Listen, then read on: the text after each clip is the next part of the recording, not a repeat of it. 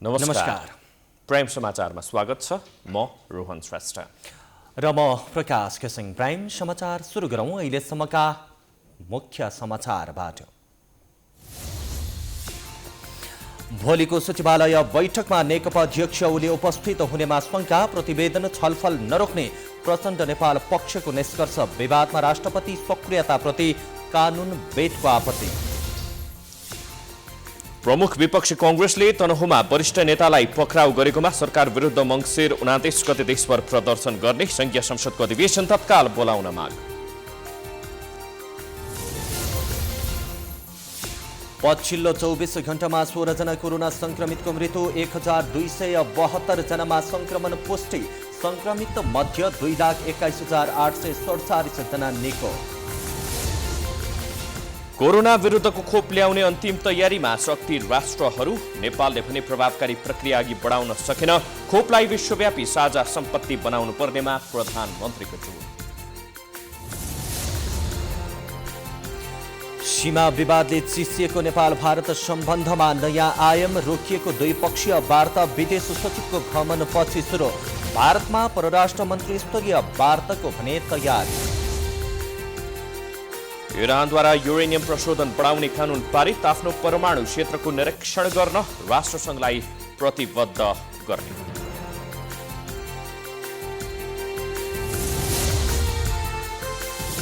र अखिल नेपाल फुटबल सङ्घको कार्यसमितिको बैठक मङ्सिर 25 गते बस्ने, राष्ट्रिय टिमको प्रशिक्षणदेखि नयाँ प्रशिक्षकसम्म छलफलका एजेन्डा।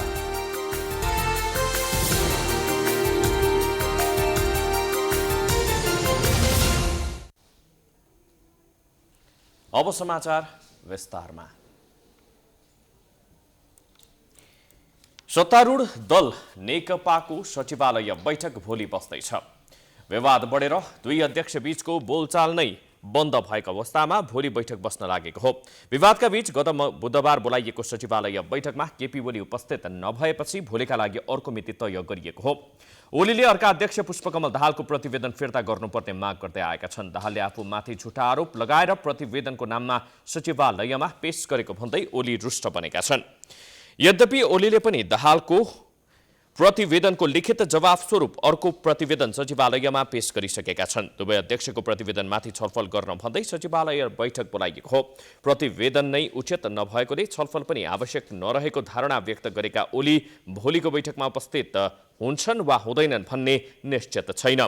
यसबीचमा दुई अध्यक्ष बीचको टकराव अन्त्य गराउन दोस्रो तहका नेताहरू सक्रिय भए पनि अहिलेसम्म कुनै नतिजा देखिएको छैन। हिजो ओली र दाहाल दुवैले राष्ट्रपति विद्यादेवी भण्डारीसँग छुट्टा छुट्टै भेट गरेका थिए। ओलीले अब पनि प्रतिवेदनमाथिको छलफललाई बहिष्कार गरेर बहुमतका आधारमा अघि बढ्ने रणनीति दाहाल पक्षको छ। दाहाललाई वरिष्ठ नेताद्वय झलनाथ खनाल र माधव कुमार नेपाल, उपाध्यक्ष वामदेव गौतम र प्रवक्ता नारायण काजी श्रेष्ठले साथ दिएका छन् भने ओलीको पक्षमा महासचिव विष्णु पौडेल र ईश्वर पोखरेल रहेका छन्। रामबहादुर थापा भने खुलेरै कसैको पक्षमा पनि लागेको देखिँदैन।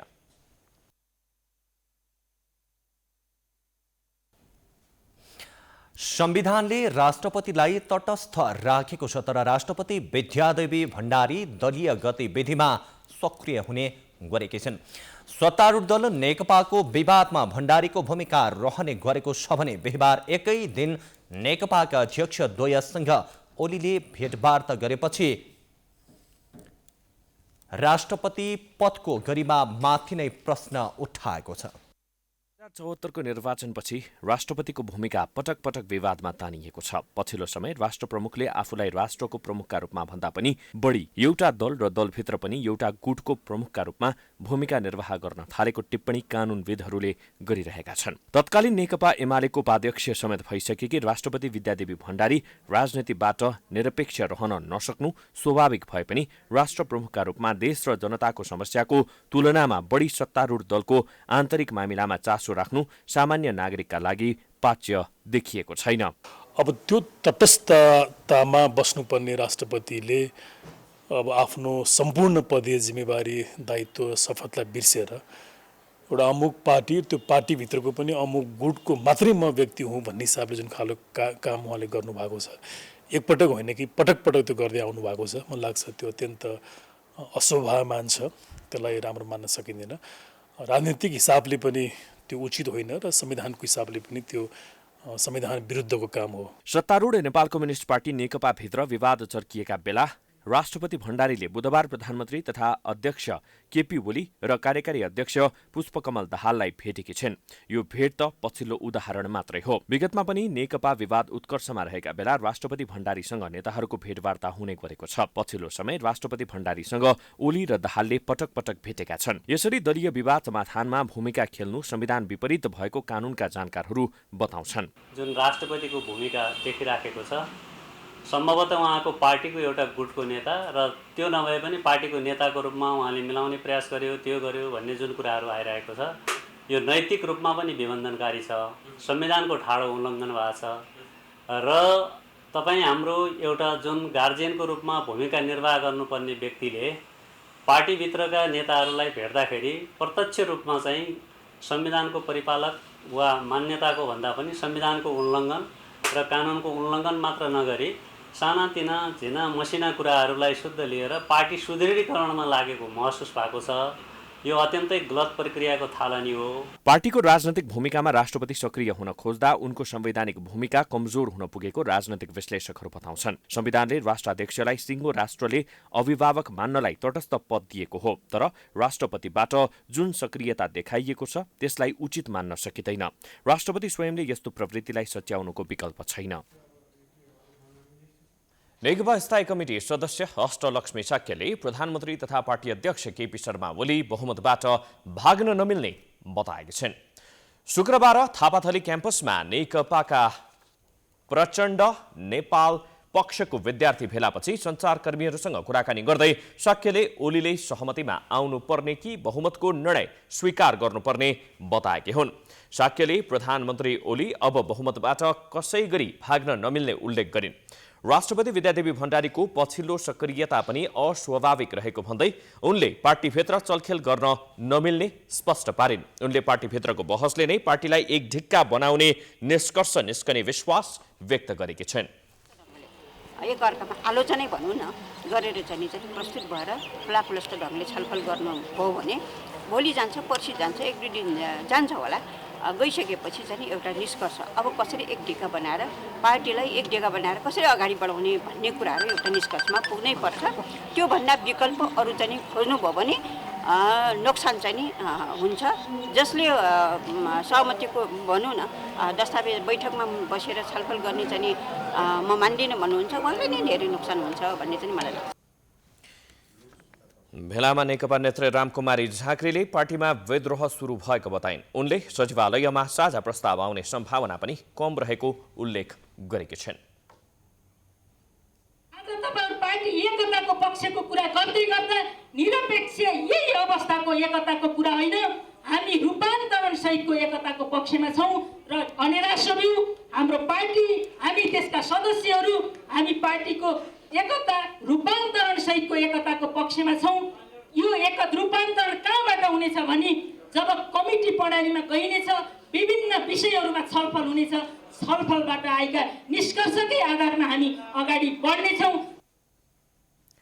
त्यस्तै नेकपाका केन्द्रीय सदस्य लेखनाथ न्यौपानेले नेतृत्वको कारण आम नागरिकमा पार्टीप्रतिको धारणा नकारात्मक बनेको बताएका छन्। न्यौपानेले प्रधानमन्त्री केपी ओली नेतृत्वको सरकारले गरेका काम र पार्टी दस्तावेज समाजवाद उन्मुख नभएको उल्लेख गरे। फुट्नु र फुट्नुको कुनै अर्थ हुँदैन। चुनावै गर्ने हो, बहुमतै ल्याउने हो होइन। अब सरकारमा जानका निम्ति मर्यादित गर्ने हो, मन्त्रालय पनि त्यो सानोबाट 3 महिनापछि अलिकति ठुलोमा जाने हो, त्यो ठुलोबाट अर्को अलिकति ठुलोमा जाने हो। यस्तै मात्रै हो भने अब पार्टी किन फुट्नु पर्छ? त्यो पनि जरुरी छैन। पार्टी फुट्नु पनि जरुरी भएन नि त, किनभने चुनाव मात्रै हो होइन, पदै मात्रै हो, त्यहाँबाट सीमित मान्छेहरूको चाहिँ लाभ मात्रै हो भने त एकै ठाउँ बसेपछि सही हुन्थ्यो नि त्यो त।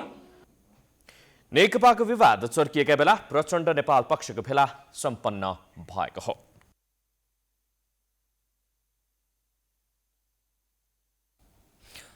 प्रमुख विपक्षी नेपाली कांग्रेसले सरकार विरुद्ध 29 मङ्सिरमा देशभर प्रदर्शन गर्ने भएको छ। पार्टी सभापति शेरबहादुर देउवा निवास बुढानीलकण्ठमा बसेको पदाधिकारी र पूर्व पदाधिकारीको बैठकले तनहुमा वरिष्ठ नेता रामचन्द्र पौडेलमाथि भएको दुर्व्यवहार र धरकपटको भर्सना गरेको छ। कांग्रेसले तनहुँ घटनाका साथै कोभिड-19 रोकथाम तथा उपचारमा अव्यवस्थापन र भ्रष्टाचारको मुद्दालाई लिएर 29 गते 77 जिल्लामा नै प्रदर्शन गर्ने निर्णय गरेको हो। त्यसैगरी सरकारको दमन नीति विरुद्ध आन्दोलन गर्ने निर्णय गरेको कांग्रेसले जनाएको छ।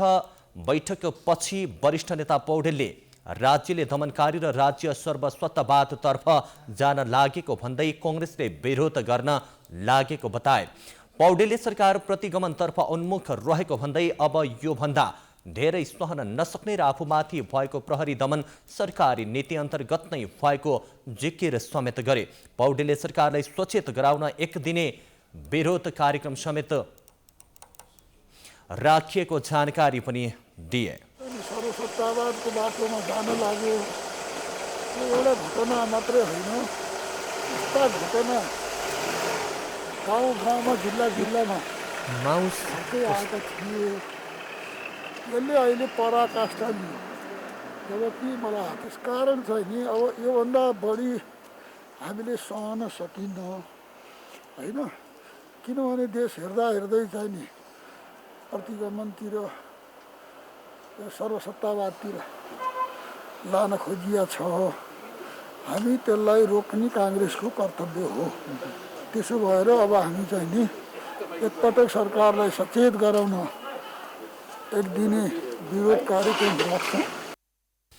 पौडेलले तनहुँमा भएको पक्राउ र दमनको घटनापछि आफू अझै पनि स्वस्थ नभएको र दुखाइ कायम रहेको दुखेसो समेत गरेका छन्। अब यहाँ धेरै टुङ्ग्याउने सहमतिमा टुङ्ग्याएर अनि अर्को बैठकमा सबै समस्या टुङ्ग्याएर हाम्रो अधिवेशनको कार्यतालिकाको बारेमा पनि छलफल गर्छौँ। प्रधानमन्त्री केपी शर्मा ओली लोकतन्त्रप्रति प्रतिबद्ध नरहेको भन्दै पौडेलले ओलीलाई व्यवहारले आफू लोकतन्त्रवादी भएको पुष्टि गर्न चुनौती समेत दिएका छन्।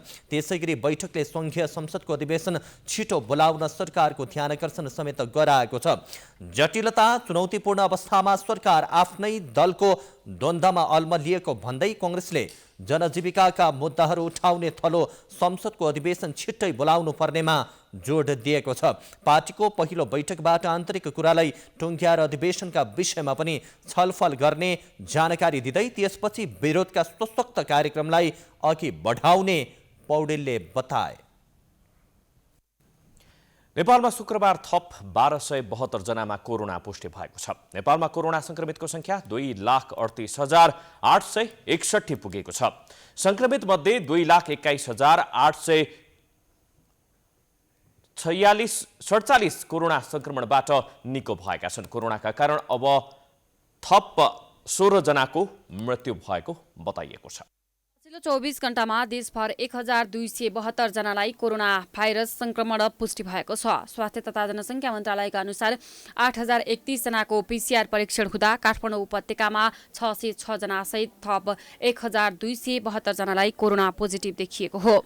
मन्त्रालयका अनुसार देशभर थपिएका 1272 संक्रमित मध्ये 606 जना उपत्यकाका रहेका छन्। यो भनेको कुल संक्रमितको 47.16% हो। मन्त्रालयका अनुसार पछिल्लो 24 घण्टामा काठमाडौँमा 440, ललितपुरमा 125 र भक्तपुरमा 41 जनालाई कोरोना संक्रमण पुष्टि भएको हो। अहिले काठमाडौँ उपत्यकामा 7792 जना आइसोलेसनमा रहेका छन्, जसमध्ये काठमाडौँमा 5996, भक्तपुरमा 540 र ललितपुरमा 1255 जना आइसोलेसनमा रहेका छन्। शुक्रबार देशभर थपिएका संक्रमित मध्ये 484 जना महिला र 788 जना पुरुष रहेका छन्। मन्त्रालयका अनुसार शुक्रबार नयाँ थपिएका कोरोनाका संक्रमितसँगै नेपालमा कोरोना संक्रमितको संख्या 2,38,861 पुगेको छ। पछिल्लो 24 घण्टामा 16 जना कोरोना संक्रमितको मृत्यु भएको छ। हालसम्म कोरोना संक्रमित मृतकको संख्या 1567 पुगेको छ।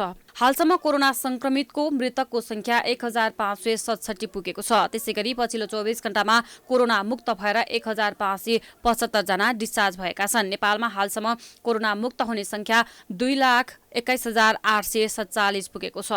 मन्त्रालयका अनुसार संक्रमित निको हुने दर 92.9% रहेको छ। नेपालमा सक्रिय संक्रमितको संख्या 15,447 पुगेको छ। सक्रिय संक्रमित मध्ये होम आइसोलेसनमा रहनेको संख्या 10,394 रहेका छन् भने बाँकी संस्थागत आइसोलेसनमा उपचाररत रहेका छन्। संक्रमित मध्ये 328 जना आइसियु र 54 जनाको भेन्टिलेटरमा उपचार भइरहेको छ। त्यस्तै काठमाडौँ, ललितपुर, भक्तपुर, कास्की, झापा र मोरङमा 500 भन्दा धेरै सक्रिय संक्रमित रहेका छन् भने मनाङ र डोल्पामा 0 संक्रमित रहेका छन्। शुक्रबार देशभरका क्वारेन्टिनमा 537 जना रहेका छन्। अहिलेसम्म पीसीआर विधिबाट 17,71,950 जनाको परीक्षण भएको छ। बेलायत र रुसले अर्को सातादेखि आफ्ना नागरिकलाई कोरोना भाइरस संक्रमण विरुद्धको खोप दिने घोषणा गरिसकेका छन्। चीन, अमेरिका, ब्राजिल, अस्ट्रेलिया, जर्मनी लगायतका देशहरूले पनि कोरोना विरुद्धको खोप प्रयोगको सन् 2021 सुरु नहुँदै गर्ने बताइसकेका छन्। तर नेपालमा भने खोप कहिलेसम्म आइपुग्छ भन्ने अनुमान अहिलेसम्म पनि गर्न सकिएको छैन। कोभिड-19 का कारण विश्वले ठूलो मानवीय क्षति बेहोरेको छ। यसको खोप कहिले आउँछ भन्नेमा सबैको चासो छ। विज्ञान र प्रयोगमा अग्रपन्थीमा रहेका मुलुकहरू यति बेला कोरोना विरुद्धको खोप विकासमा लागिरहेका छन्। चीन, अमेरिका, ब्राजिल, अस्ट्रेलिया, जर्मनी लगायतका देशहरूले पनि आफ्ना नागरिकलाई कोरोना विरुद्धको खोप दिने कार्य नयाँ वर्ष नलाग्दै सुरु गर्ने बताइसकेका छन्।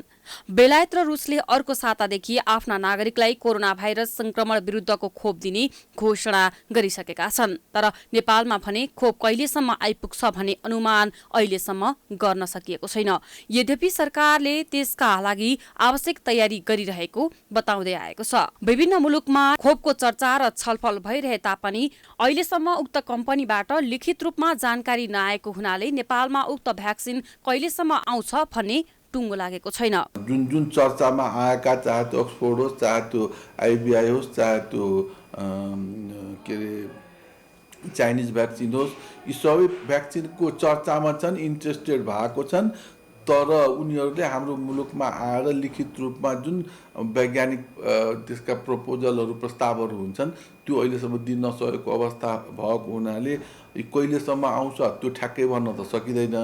तर यसको आवश्यकता हामी सबैले महसुस गरेका छौँ। कोरोना संक्रमणको जोखिम र यसबाट छुटकारा पाउनका लागि खोपको विकल्प छैन। तर नेपालमा जुनसुकै कम्पनीबाट ल्याइएका भ्याक्सिन प्रयोग गर्न सक्ने वा भण्डारण गर्न सक्ने क्षमता छैन। नेपालका लागि 2 देखि 8 डिग्रीसम्म भण्डारण गर्न मिल्ने खोप उचित हुने डाक्टर झा बताउँछन्। तर यस्ता भ्याक्सिन ल्याउनका लागि निकै ठूलो चुनौती देखिएको छ। सरकारले राजनीतिक र कूटनीतिक रूपमा प्रभावकारी प्रयास गर्नुपर्ने झाको भनाइ छ। विश्व महामारी भएको हुनाले भ्याक्सिन बनिसकेपछि अरू मुलुकहरूले पनि अरूहरू लिन खोजिहाल्छन्। त्यो बेलाको लागि हामीले वातावरण बनाउन पर्ने आवश्यकता छ, चाहे त्यो राजनीतिक रूपमा होस्, चाहे डिप्लोमेटिक रूपमा होस्। त्यो वातावरण बन्न पर्यो कि हाम्रो नेपाली समाजले पनि त्यो एभाइलेबल हुनु पर्यो भ्याक्सिन। त्यो ठुलो च्यालेन्ज हो। त्यसको लागि प्रयास गर्नुपर्छ। बाँकी कुरा त तफसिलका छन्। खोप उत्पादनलाई अन्तिम चरणमा पुर्याइएका कम्पनीहरूले पहिलो चरणमा अर्थात् सुरुमै कुल जनसङ्ख्याको 3% व्यक्तिलाई खोप उपलब्ध गराउनु पर्नेमा जोड दिएका छन्। 3% मध्ये अग्रपन्थीमा खटिएका स्वास्थ्यकर्मी र अन्य जोखिमयुक्त समूहलाई प्राथमिकतामा राखिएको छ। यसैबीच प्रधानमन्त्री केपी शर्मा ओलीले सम्पूर्ण मानव समुदाय नै सङ्कटमा रहेका बेला उपलब्ध हुने कोरोना विरुद्धको खोप विश्वव्यापी साझा सम्पत्ति हुनुपर्ने बताएका छन्। कोभिड-19 सम्बन्धी संयुक्त राष्ट्रसङ्घको विशेष महासभालाई सम्बोधन गर्दै प्रधानमन्त्री ओलीले मानव जीवन रक्षाका खोपहरू अधिकतम नाफाको माध्यम हुने नहुने बताउनु भएको थियो। प्रधानमन्त्री ओलीले विश्वव्यापी रूपमा नै खोप उपलब्ध नभएसम्म विश्व महामारीबाट सुरक्षित नहुने बताएका छन्। ओलीले विश्वमा सबैको पहुँचमा भ्याक्सिन पुर्याउन कोभ्याक्सले गरिरहेको पहलको प्रधानमन्त्री ओलीले स्वागत पनि गरेका थिए। Are provided free of charge to the needy people. Necessary infrastructures, women and financial resources, and medical equipment are ensured to the health systems in federal, provincial, and local levels. Beginning from almost none, we extended PCR testing facility to 68 laboratories across the country. More than 70 hospitals have been designated as COVID-19 hospitals.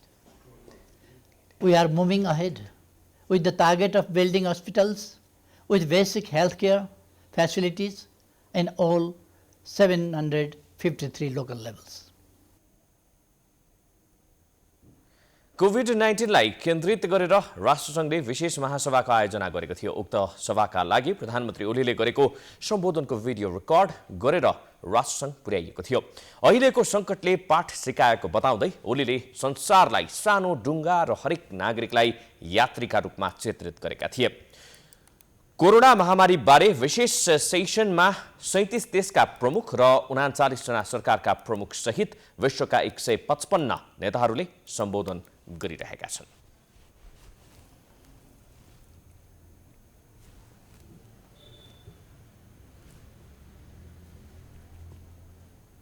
समाचारको सिलसिला जारी छ, हामी विश्रामपछि आउँछौँ।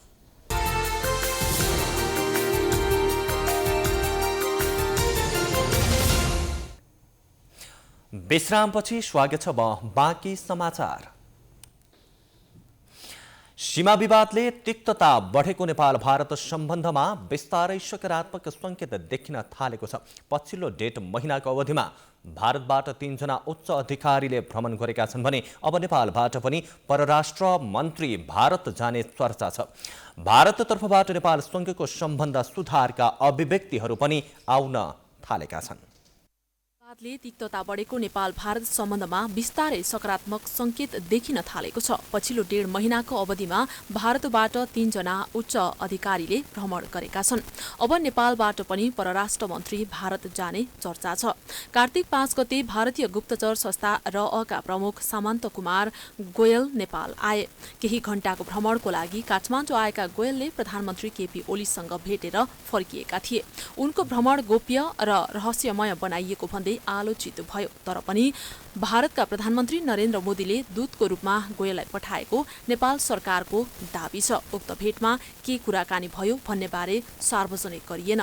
कार्तिक 19 गते भारतीय स्थल सेनाध्यक्ष मनोज मुकुन्द नरवाडे नेपाल आए। नेपाली सेनाको निमन्त्रणामा नरवाडे नेपाल आएका थिए। उनले प्रधानमन्त्री ओलीसँग पनि भेट गरे। नरवाडेले आफ्नो भ्रमणको 2 देशका सेना बीचको सम्बन्ध बलियो हुने विश्वास व्यक्त गरेका थिए। तर प्रधानमन्त्रीको भेटमा सेनाको सम्बन्ध मात्र नभई 2 देश बीचकै सम्बन्धबारे कुराकानी भएको थियो।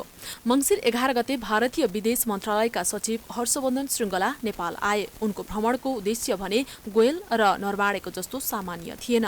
श्रृङ्गला भारत सरकारकै प्रतिनिधित्व गरेर नेपाल आएका थिए। उनले प्रधानमन्त्री ओलीसँगको भेटमा 2 देश बीचको सम्बन्धमा देखा परेका समस्या समाधानबारे कुरा गरेका थिए। प्रधानमन्त्री ओलीले सीमा विवादका सम्बन्धमा उच्चस्तरीय वार्ता गर्नुपर्नेमा जोड दिएका थिए। जवाफमा श्रृङ्गलाले वार्ता नै विवाद समाधानको आधार भएकाले भारत छलफलका लागि तयार भएको जवाफ दिएका थिए। सम्बन्ध सुधार्नकै लागि भारतले उच्चस्तरीय भ्रमणमा चासो दिएको जानकारहरू बताउँछन्। भ्रमणको सिलसिलासँगै भारततर्फबाट नरम अभिव्यक्तिहरू आउन थालेका छन्। बिहिबार मात्रै भारतका विदेश मन्त्री एस जयशंकरले विगतमा नेपालसँग केही असमझदारीहरू भए पनि पछिल्ला दिनमा दुवै देशबीच समझदारी विकास हुँदै गएको बताएका थिए। भारतीय अङ्ग्रेजी दैनिक द हिन्दूसँगको अन्तर्वार्तामा नेपालसँगको सम्बन्धको प्रसङ्गमा विदेश मन्त्री जयशंकरले सम्बन्ध सुधार गर्नुको विकल्प नभएको आशय व्यक्त गरेका थिए। नेपालका परराष्ट्र मामिला जानकारहरूले पनि भारतसँगको सम्बन्ध सुधार गर्नुको विकल्प नभएको प्रतिक्रिया दिने गरेका छन्। नेपाल र भारत एक अर्काका लागि महत्त्वपूर्ण मित्र राष्ट्र र छिमेकी भएको पूर्व राष्ट्रमन्त्री डाक्टर प्रकाश चन्द्र लोहनीले बताउँछन्। नेपाल भारतको नजिकको मित्र हो, भारत पनि नेपालको नजिकको मित्र हो। हाम्रो जनताको स्तरमा सम्बन्ध छ, यसलाई बिग्रन हामीले दिनु हुँदैन। र अहिलेको जुन तपाईको भू राजनीतिक परिप्रेक्ष्य छ, एकातिर महाशक्ति तपाईको चीन, अर्कोतिर रिजनल क्षेत्रीय शक्तिको रूपमा उठेर आइरहेको भारत, ठुलो एम्बिसन, ठुलो इच्छा, भविष्यको लागि ठुलो इच्छा लिएर आएको भारत, यो दुईटा देशको बिचमा बसेको हाम्रो सानो राष्ट्र नेपालले आफ्ना स्वार्थहरू, आफ्ना राष्ट्रिय स्वार्थहरूलाई संरक्षण गर्नको लागि, त्यसलाई अगाडि बढाउनको लागि कूटनीति सबभन्दा सशक्त माध्यम भनेको नै हाम्रो हतियार भनेको नै त्यही हो। त्यसलाई राम्ररी उपयोग गर्न सक्नुपर्छ। जे होस्, झण्डै 1 वर्षदेखि सीमा विवादका कारण हुन नसकेको कूटनीतिक संवादहीनता तोडिएको छ। अब नेपालका परराष्ट्र मन्त्री प्रदीप ग्यावाली पनि भारत भ्रमणमा जाने तयारी भइरहेको छ। दुई देश बीचको सम्बन्धमा पछिल्लो समय बाधक बनेको सीमा विवाद मुख्य एजेन्डा बनाएर छलफल गर्न सके नेपाल भारत बीचको मित्रता पुरानै अवस्थामा फर्किने थियो। परराष्ट्र मन्त्री प्रदीप कुमार ग्यावालीले छिमेकी चीन र भारतबाट हालै भएका उच्चस्तरीय नेपाल भ्रमण उपलब्धिमूलक भएको बताएका छन्। प्रतिनिधि सभा अन्तर्राष्ट्रिय सम्बन्ध समितिको शुक्रबारको बैठकमा उनले दुवै देशबाट भएका भ्रमण द्विपक्षीय सम्बन्ध थप सुदृढ बनाउन र आपसी सहयोग अभिवृद्धि गर्न महत्त्वपूर्ण रहेको जानकारी दिए। भारतीय विदेश सचिव श्रृङ्खलाको भ्रमण कोभिड-19 को संक्रमणपछि नेपाल र भारत बीच रोकिएको द्विपक्षीय भ्रमणको सुरुवात भएको जनाउँदै मन्त्री ग्यावालीले भ्रमणमा दुई देश बीचको सीमा समस्या औपचारिक कार्य सूचीमा समावेश गरिएको दावी पनि गरेका छन्। नेपाल भारत संयुक्त समितिको बैठक चाँडै हुने र दुवै देश बीचका थाती रहेका विषय सो बैठक मार्फत यथाशक्य समाधान गर्न पहल गरिने उनको भनाइ छ। चिनिया स्टेट काउन्सिल राष्ट्रिय मन्त्री र सेन्ट्रल मेडिकल कमिसनका सदस्य जनरल वे हेङको भ्रमण चाहिँ त्यो एउटा नियमित भ्रमण हो। गत वर्ष वुहानमा भएको वर्ल्ड मिलिट्री स्पोर्ट्स सम्भवतः नाम के थियो जस्तो लाग्छ, त्यहाँमा चाहिँ नमिलेको भए मैले विदेशमा थिएको त्यसमा भाग लिन नेपालको तत्कालीन उपप्रधानमन्त्री रक्षा मन्त्री ईश्वर पोखरेल त्यहाँ जानुभएको थियो। उहाँलाई निम्ता बैठकमा सत्तारूढ नेकपाका सांसद भीम रावलले भारतको गुप्तचर संस्था रका प्रमुख सामन्त कुमार गोयलले प्रधानमन्त्री केपी शर्मा ओलीसँग गरेको भेटप्रति आपत्ति जनाएका थिए। भारतले विगतदेखि नै गुप्तचर संस्था मार्फत नेपालमा सूक्ष्म व्यवस्थापन गर्दै आएको र त्यसले जनताको स्तरबाट विरोध भएको स्मरण गर्दै रावलले आगामी दिनमा त्यस्तो गतिविधि दोहोरिन नहुने बताउनुभयो। तत्कालीन राजादेखि सबैले त्यो नेपालको हितमा छैन भनेर अस्वीकार गरेको कुरा हो। तर मैले के सुनेको छु भन्दाखेरि कोशी उच्च मार्गमा भारतले फेरि दबाब दिन थालेको र बरु त्यो विषयले छलफलमा प्रवेश पायो भन्ने मैले सुनेको छु। मलाई थाहा छैन हो कि होइन भन्ने कुरा। त्यस्तो नगरियोस्। 9 जिल्लालाई डिमान्ड गरेर अनि कोशीको पानी जम्मा गरेर अनि त्यहाँबाट जहाज चलाउने नाममा अनि त्यस्तो गरियो भने त्यो नेपालको राष्ट्रिय हित विरुद्धमा हुन्छ र त्यो हो कि होइन मलाई थाहा छैन। म त्यो कुरा पनि हाम्रो यी वार्तामा प्रवेश पाओस् यस्ता कुराले त्यो कोशी उच्च मार्ग हुन सक्दैन। यसैगरी चीनका रक्षा मन्त्री वेईको नेपाल भ्रमण सैनिक सहयोग आदान प्रदान गर्न र द्विपक्षीय सम्बन्ध थप सुदृढ गर्न महत्त्वपूर्ण भएको सरकारको दावी छ। मन्त्री ग्यावालीले गत वर्ष चीनिया राष्ट्रपतिको नेपाल भ्रमणका बेला भएका सम्झौतालाई गति दिन पनि यो भ्रमण फलदायी भएको बताएका हुन्। त्यस्तै सांसद प्रकाशमान सिंहले भारतसँग मात्रै नभई चीनसँगको सीमा विवादका सम्बन्धमा पनि जिज्ञासा राखेका थिए। समितिका सभापति पवित्रा निरौलाले समितिको अर्को बैठकमा मुलुकको राष्ट्रिय सुरक्षा नीतिका बारेमा रक्षा मन्त्रालयसँग छलफल गरिने जानकारी दिएका छिन्।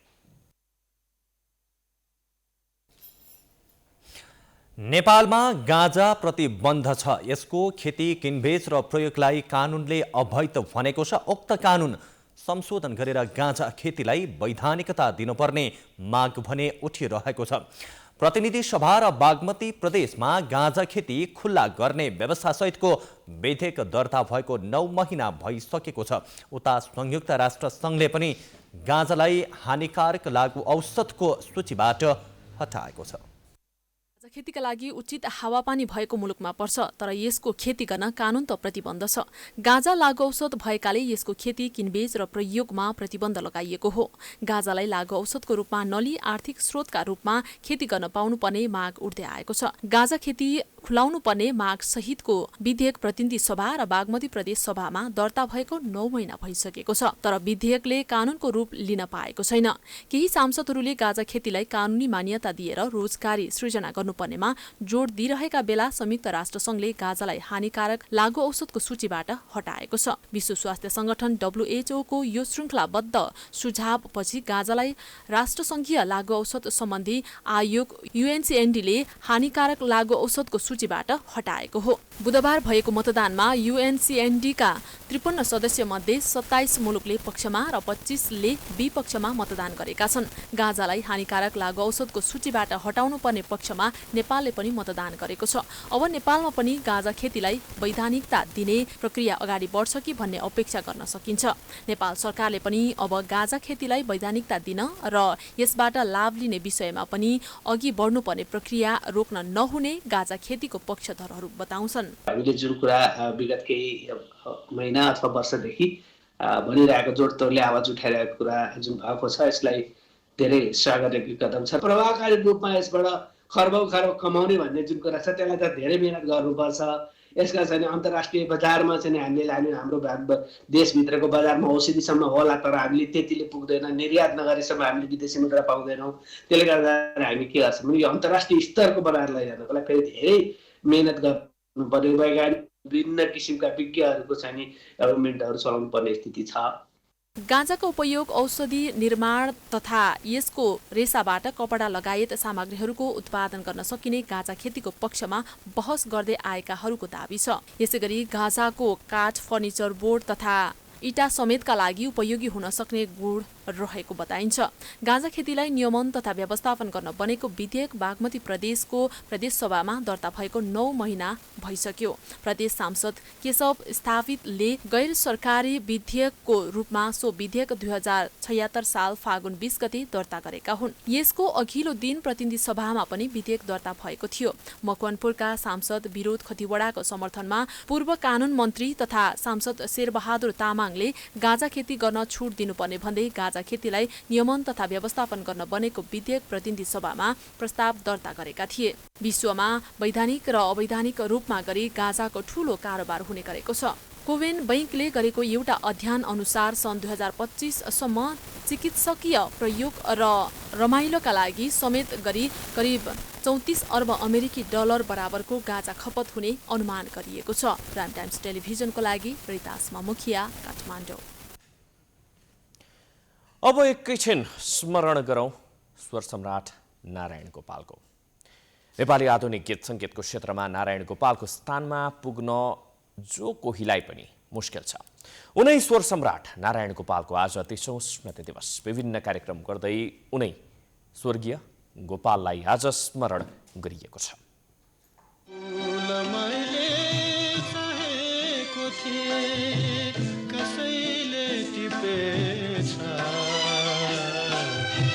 सौन्दर्य भने त्यो सधैँ मेरो आँखामा लुकेछ।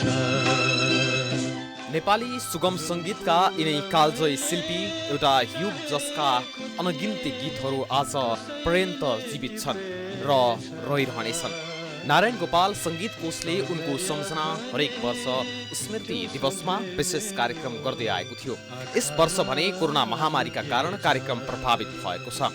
स्वर्गीय नारायण गोपालका गीतहरू गुन्जिँदा साँच्चै त्यो गीतका भावहरूले जो कोहीलाई स्तब्ध बनाउँछ। स्वर्गीय स्वर सम्राट गोपालका एउटा मान्छेको मायाले कति फरक पार्दछ जिन्दगीमा। म त लाली गुराँस भएछु, मलाई नसोध कहाँ दुख्छ घाउ, मोहनी लाग्ला है केही मिठो बात गर, यो सम्झिने मन छ जस्ता सयौं कालजयी गीतहरू अमर।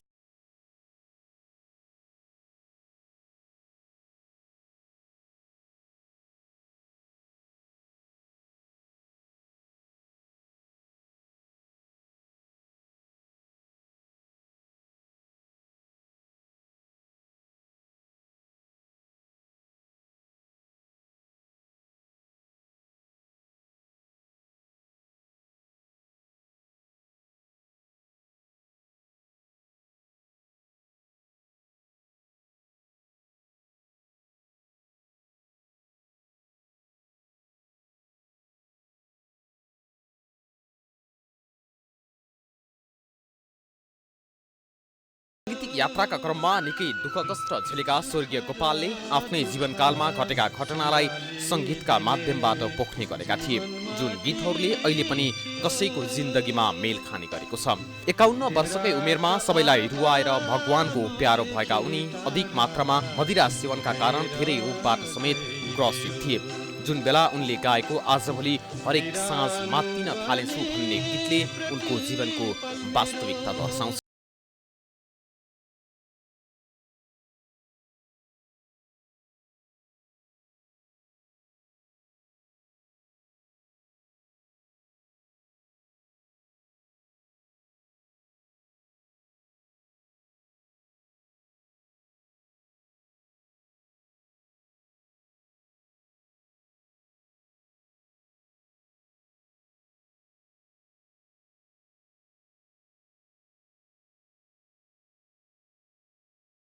यी र यस्ता कालजयी गीतहरू आज पनि देशका कुना कन्दरा अनि गल्लीहरूमा मानस पटलमा गुन्जिरहेका छन् र गुन्जिरहनेछन्।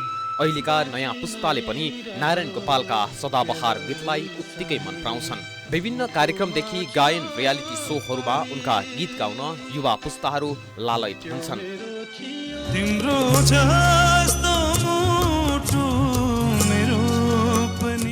उनका गीतहरूमा क्षणभरमै माया र मायालुका मिठा मिठा शब्दले सजिएका कोमल गीतहरू हुन्थे भने कतिपय गीतहरू चोटै चोटले भरिएका हुन्थे। विक्रम सम्वत 1996 असोज 18 गते काठमाडौँको किलगल टोलमा जन्मिएका नारायण गोपालको 2047 साल मङ्सिर 19 गते निधन भएको थियो। उनका पिता आशा गोपाल गुरुआचार्यको प्रेरणाले सङ्गीतमा लागेका नारायण गोपाल आधुनिक गीतको भार समाएपछि बुबाकै आलोचना खेप्नु परेको थियो। नेपाली सङ्गीतमा 500 भन्दा बढी गीतमा स्वर र 300 जति गीतमा सङ्गीत दिनुभएका स्वर सम्राट नारायण गोपाल प्रति हार्दिक श्रद्धासुमन। संघीय संरचना अनुसार समग्र शिक्षा नीति तय गर्न गठित उच्च स्तरीय राष्ट्रिय शिक्षा आयोगको प्रतिवेदन सार्वजनिक भएको छ। प्रतिवेदनमा 7 वर्षभित्र निजी विद्यालय बन्द गर्न सिफारिस गरिएको छ भने तयार भएको 1 वर्ष 9 महिनापछि सार्वजनिक प्रतिवेदनमा के कुरा समेटिएको छ अब राख्छौं।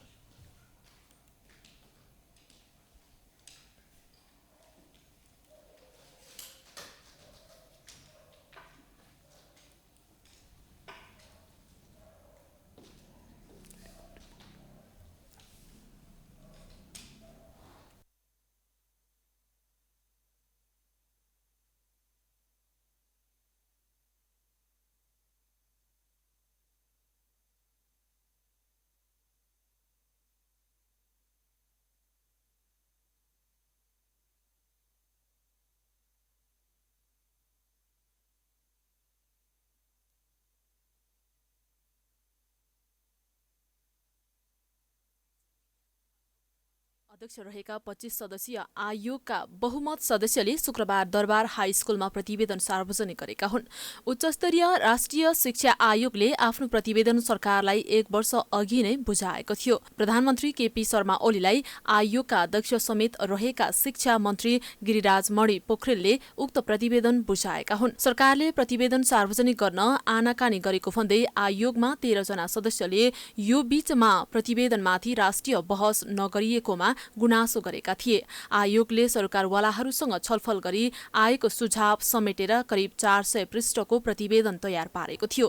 2075 पुस 5 र 6 गते काठमाडौँमा गरिएको शैक्षिक राष्ट्रिय सम्मेलनमा प्राप्त सुझावलाई आधार मान्दै निजी विद्यालयलाई निषेध नभई नियमन गर्नुपर्ने बुदा प्रतिवेदनमा समेटिएको छ। आयोगले आफ्नो प्रतिवेदनमा निजी विद्यालयलाई 10 वर्षभित्र बन्द गरी सार्वजनिक गुठीमा रूपान्तरण गर्ने लगायत विषय समेटिएको थियो। आयोगका सदस्य प्राध्यापक डाक्टर विद्यानाथ कोइरालाले अब शिक्षा क्षेत्रको विकृति र समस्या समाधान हुने विश्वास व्यक्त गरेका छन्। प्रतिवेदनलाई कार्यान्वयन गर्ने हो भने शिक्षा क्षेत्रमा अब सुधार आउने उनको दाबी छ। त्यो आयोगको रिपोर्ट बनाउने बेलामा पनि मैले चाहिँ बारम्बार नराम्रो विषय वस्तु के हो भने घोडाले घाँससँग दोस्ती गर्यो भने खान्छ के भन्छन् नि, त्यस्तै गरी निजीले पैसा छोडिदिएर सेवा गर्छु भन्यो भने त्यो अचम्मै हुन्छ। त्यसैले यो अचम्मको कुरा नगरौँ मतलब नै खेल्नु मन छैन। त्यसैले म चाहिँ के आशा गर्छु भने निजी सेवामूलक हुन्छन् भन्नेमा मलाई हतारै छैन। त्यही भएर यो रिपोर्ट रोकिया पनि हो, रोकिएको पनि कारण त्यही होला यो थुप्रै कारणहरू मध्ये। तर आशा गर्ने ठाउँ के हो भने निजीलाई यदि फाइदा हुँदैन भन्ने भयो भने उसले छोड्दा पनि सरकारी स्कुल राम्रो होला, सरकारी स्कुल राम्रो भयो भनेदेखि निजी घटलाई पूर्वीय दर्शन चिन्तनको मूल्य मान्यतालाई विद्यालयले विश्वविद्यालयसम्म समेट्ने, कक्षा 10 पुगिसकेका विद्यार्थी व्यावसायिक वा सामान्य शिक्षा रोज्ने, निजी विद्यालयलाई गैर नाफामूलक बनाउने जस्ता विषय प्रतिवेदनमा समेटिएको छ। विद्यालयका प्रधानाध्यापक तथा शिक्षकलाई क्रियाशील बनाउने, प्राविधिक तथा व्यावसायिक शिक्षा क्षेत्रलाई सबैको पहुँचमा पुर्याउनका लागि पहल गर्नुपर्ने लगायतका सुझाव प्रतिवेदनमा समेटिएको छ। निजी विद्यालय सञ्चालक र बारम्बार प्रधानमन्त्रीलाई प्रतिवेदन लुकाइएको आरोप लाग्दै आएको थियो। अब भने शिक्षामा फैलिएको बेतिथि अराजकता बिस्तारै हट्ने विश्वास गरिएको छ। तर प्रतिवेदन कार्यान्वयन गराउन सरकार सफल हुन्छ वा हुँदैन त्यो भने हेर्न बाँकी नै छ। प्राइम टाइम्स टेलिभिजनको लागि गीताञ्जली अधिकारीको रिपोर्ट। प्रधानमन्त्री केपी शर्मा ओलीले विकास निर्माणका क्रममा क्षणिक राजनीतिक स्वार्थका आधारमा सृजना गरिने जातीय र सांस्कृतिक नाममा अन्तर्विरोधले देशको विकास र एकतामा आघात गर्ने बताएका छन्। रक्षा मन्त्रालयको चालु आर्थिक वर्षको पहिलो चौमासिकको प्रगति समीक्षा तथा मन्त्रालय स्तरीय विकास समस्या समाधान समितिको बैठकको अध्यक्षता गर्दै ओलीले खोकनाको जग्गा विवाद मिलाउन राष्ट्रिय योजना आयोग, अर्थ भौतिक पूर्वाधार तथा यातायात र रक्षा मन्त्रालय तथा नेपाली सेनालाई समन्वयात्मक पहल गर्न निर्देशन दिएका छन्। प्रधानमन्त्री ओलीले राष्ट्रिय गौरवको काठमाडौँ तराई मधेस द्रुत मार्गको प्रवेशबिन्दु ललितपुरको खोकनाको जग्गाको मुआब्जा विवादमा सरकारलाई संस्कृति र जात विरोधी चित्रण गरेर आफ्ना निहित फाइदा उठाउनेलाई सम्झाउनु पर्ने बेला आएको पनि बताएका छन्। रक्षा मन्त्री समेत रहेका ओलीले जातीय लडाईँ सृजना गर्दा राष्ट्रिय एकता ध्वस्त हुने भएकोले सबै मिलेर यस्ता समस्याको समाधान गर्नुपर्नेमा जोड दिए। बैठकमा मन्त्रालयको प्रगति समीक्षा प्रस्तुत गर्दै सचिव रेशमिराज पाण्डेले गत कार्तिकसम्म 34.57% प्रगति भएको जानकारी दिए। मन्त्रालय स्तरमा चालु आर्थिक वर्षमा 21 माइलस्टोन रहेकोमा 16 वटामा हरियो संकेत प्राप्त भएको पनि बताएका छन्। निकुञ्जको सुरक्षामा जाने मूल तलबको हो त्यो 3 अरब 46 करोड र पुँजीगत 7 करोड गरेर 3 अरब 53 करोड निकुञ्ज सुरक्षा खोलेको हो। सैनिक सामग्री उत्पादनको लागि चालु पुँजीगत गरेर 31 करोड उद्योग मन्त्रालय दिएको छ। सूर्य संरक्षणमा नेपाली सेनातर्फ मत मन्त्रालयले 3 करोड 79 लाख दिएको छ र काठमाडौँ तराई मधेस द्रुत मार्गमा यो वर्षलाई 8 अरब 93 करोड छ। त्यस्तै प्रधान सेनापति पूर्णचन्द्र थापाले कार्यक्रम र आयोजनाहरूको लागि सेनालाई पर्याप्त बजेट उपलब्ध गराउन पनि आग्रह गरेका थिए। समाचारको सिलसिला जारी छ। हामी विश्रामपछि आउँछौँ। विश्राम अघि अहिलेसम्मका प्रमुख समाचार पुनः एकपटक। भोलिको सचिवालय बैठकमा नेकपा अध्यक्ष ओली उपस्थित हुनेमा शंका, प्रतिवेदन छलफल नरोक्ने प्रचण्ड नेपाल पक्षको निष्कर्ष, विवादमा राष्ट्रपति सक्रियताप्रति कानुनविदको आपत्ति। प्रमुख विपक्षी कांग्रेसले तनहुमा वरिष्ठ नेतालाई पक्राउ गरेकोमा सरकार विरुद्ध मङ्सिर 29 गते देशभर प्रदर्शन गर्ने, संघीय संसदको अधिवेशन तत्काल बोलाउन माग।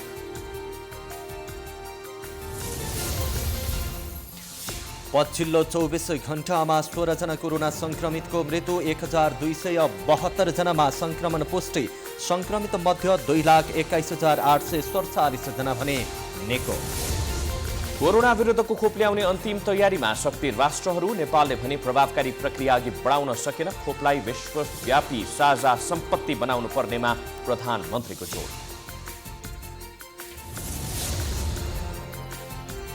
सीमा विवादले चिसिएको नेपाल भारत सम्बन्धमा नयाँ आयाम रोकिएको, द्विपक्षीय वार्ता विदेश सचिवको भ्रमणपछि सुरु। भारतमा परराष्ट्र मन्त्री स्तरीय वार्ताको तयारी। इरानद्वारा युरेनियम प्रशोधन बढाउने कानुन पारित, आफ्नो परमाणु क्षेत्रको निरीक्षण गर्ने, राष्ट्रसङ्घलाई प्रतिबन्ध गर्ने।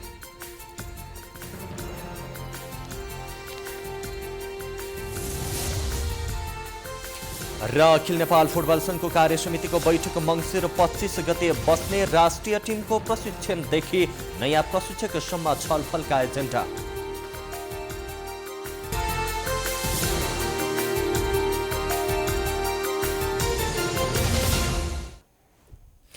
विश्रामपछि स्वागत छ। अब अन्तर्राष्ट्रिय समाचार।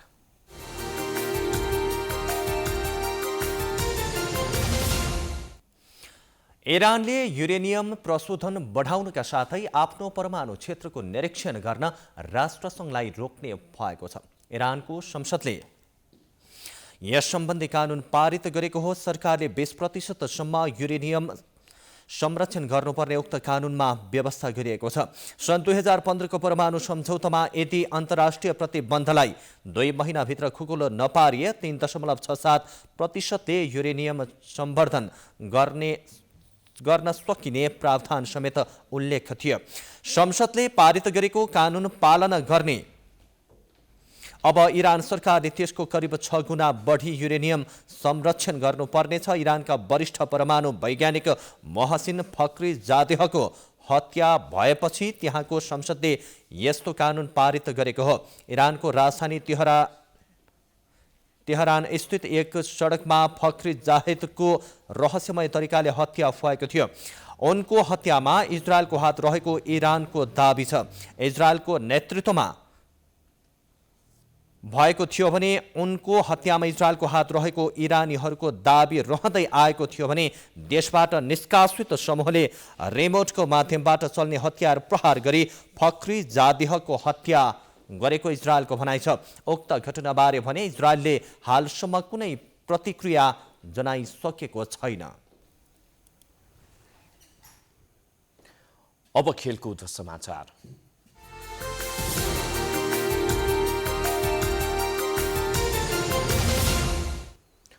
अखिल नेपाल फुटबल संघको कार्य समितिको बैठक यही मङ्सिर 25 गते बस्ने भएको छ।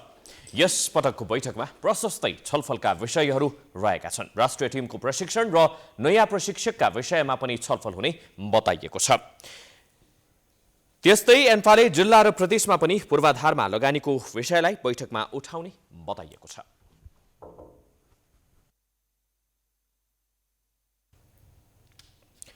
यो सँगै हामी समाचारको अन्त्यमा आइपुगेका छौँ। जाँदा जाँदै प्रमुख समाचार पुनः एकपटक। भोलिको सचिवालय बैठकमा नेकपा अध्यक्ष ओली उपस्थित हुनेमा शङ्का। प्रतिवेदन छलफल नरोक्ने प्रचण्ड नेपाल पक्षको निष्कर्ष। विवादमा राष्ट्रपति सक्रियता प्रति कानुनवेदको आपत्ति। प्रमुख विपक्षी कांग्रेसले तनहुमा वरिष्ठ नेतालाई पक्राउ गरेकोमा सरकार विरुद्ध मङ्सिर 29 गते देशभर प्रदर्शन गर्ने संघीय संसदको अधिवेशन तत्काल बोलाउन माग।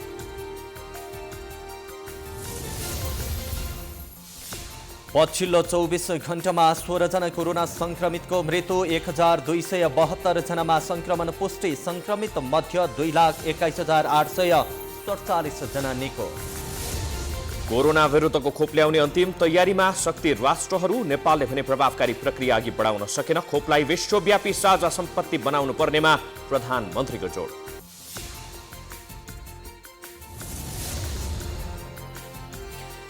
सीमा विवादले चिसिएको नेपाल भारत सम्बन्धमा नयाँ आयाम रोकिएको। द्विपक्षीय वार्ता। विदेश सचिवको भ्रमणपछि सुरु। भारतमा परराष्ट्र मन्त्री स्तरीय वार्ताको तयारी। इरानद्वारा युरेनियम प्रशोधन बढाउने कानुन पारित। आफ्नो परमाणु क्षेत्रको निरीक्षण गर्न राष्ट्रसङ्घलाई प्रतिबन्ध गर्ने।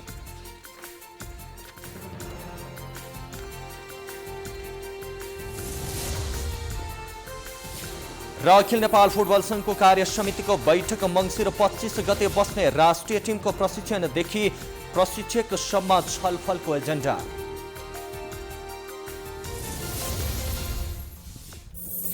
प्राइम समाचार अहिलेलाई सकियो। यसपछिको प्रस्तुति जनता जान्न चाहन्छन् ऋषि धमलाको साथमा।